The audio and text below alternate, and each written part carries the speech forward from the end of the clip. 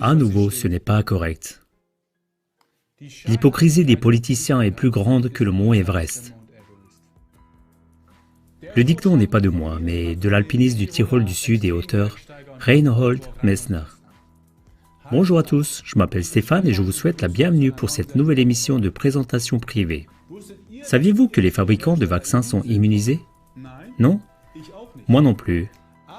Mais Robert F. Kennedy Jr., qui est d'ailleurs le neveu de John F. Kennedy, a rapporté dans une interview en 2017 des faits concernant l'industrie des vaccins dont vous n'avez probablement jamais entendu parler.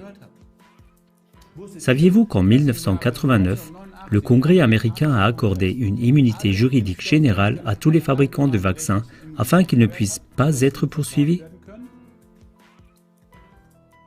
Et cela, quelle qu'en soit la négligence avec laquelle les protocoles sont conduits. Qu'il y ait de contrôle de qualité ou pas, quelle que soit l'ampleur des dégâts après la vaccination, et aussi, quel que soit le caractère toxique des composants. D'ailleurs, si un vaccin s'échappe dans un bâtiment, tout le bâtiment doit être évacué à cause du poison neurotoxique. Les flacons des vaccins cassés doivent être éliminés en tant que déchets spéciaux.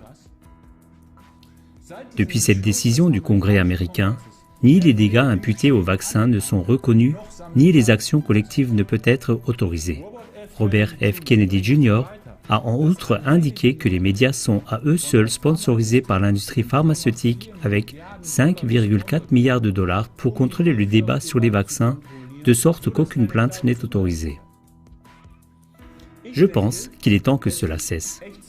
Et vous pouvez aider en transmettant immédiatement cette émission à 3 de vos amis et connaissances.